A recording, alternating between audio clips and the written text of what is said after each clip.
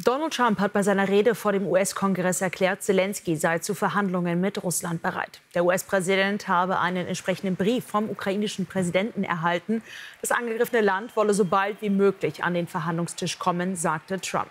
Selenskyj habe sich zur Unterzeichnung des Rohstoffabkommens bereit erklärt. Zudem verteidigte Trump seine Zölle gegen Kanada und Mexiko. Die Maßnahmen würden die USA wieder reicher machen. Und das werde ziemlich schnell gehen, sagte der Republikaner. Wie üblich lästerte Trump über Biden, nannte ihn den schlechtesten US-Präsidenten der Geschichte. Seine Ambitionen, die Kontrolle über Grönland übernehmen zu wollen, bekräftigte er abermals. Und darüber möchte ich sprechen mit George Weinberg von den Republicans Overseas Germany. Vielen herzlichen Dank. Einen guten Tag. Diese Rede von Donald Trump, die wurde natürlich weltweit ganz genau verfolgt. Die erste große Ansprache. Vorher hieß es auch, er werde Tatsachen schaffen. Am Ende gab es gar nicht die großen Ankündigungen, die man vielleicht befürchtet hatte. Woran liegt das? Naja, also er hat im Prinzip, ist, wie Sie wissen, massiv gewählt worden mit sehr großen Mehrheit der Amerikaner. Und in dem Wahlkampf hat er bestimmte Sachen versprochen, dass er machen wird. Und nachdem er den ersten Tag im Weißen Haus da war, hat er die Executive Orders alle unterschrieben. Das war alles vorbereitet. Das heißt, er bräuchte keine großen Sachen ankündigen. Er hat natürlich ein bisschen einiges wiederholt, was er im Wahlkampf versprochen hat.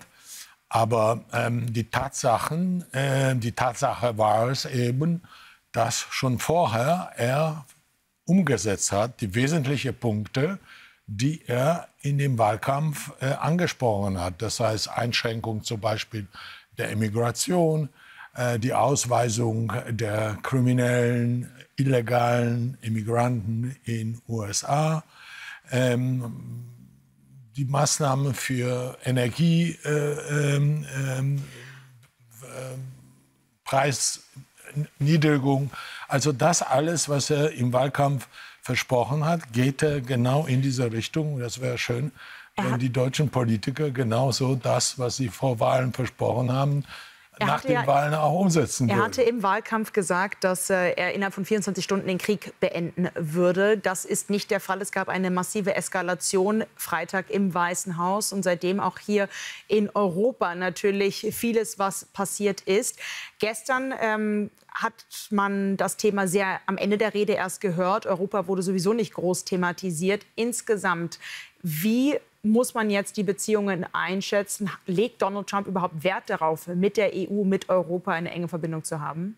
Na gut, also dass er innerhalb von 24 Stunden da einen Frieden einführen wird, das war natürlich ein Symbol, eine Symboläußerung. Wissen Sie, schauen Sie mal, was da passiert ist. 3 Jahre hat mit Putin mit niemandem gesprochen. Da war Macron, da war Bundeskanzler dort.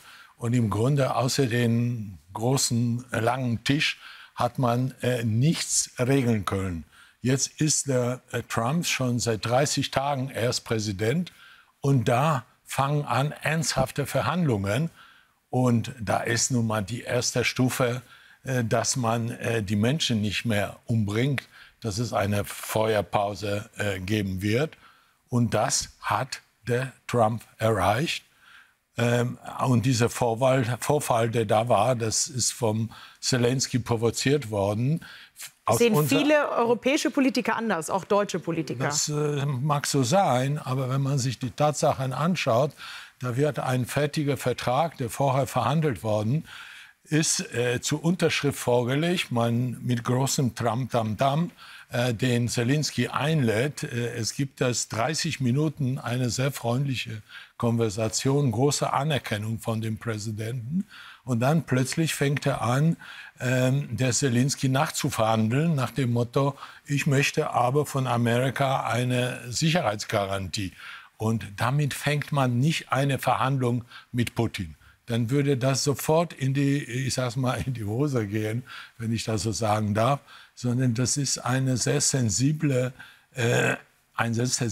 Area. Und dass der Putin überhaupt mit jemandem reden will und er redet mit dem Trump. Und da ist einiges schon abgestimmt. Und er ist bereit, dieses Töten und Vernichtung einzustellen. Und da muss man, wie man in Englisch sagt, Step by Step machen.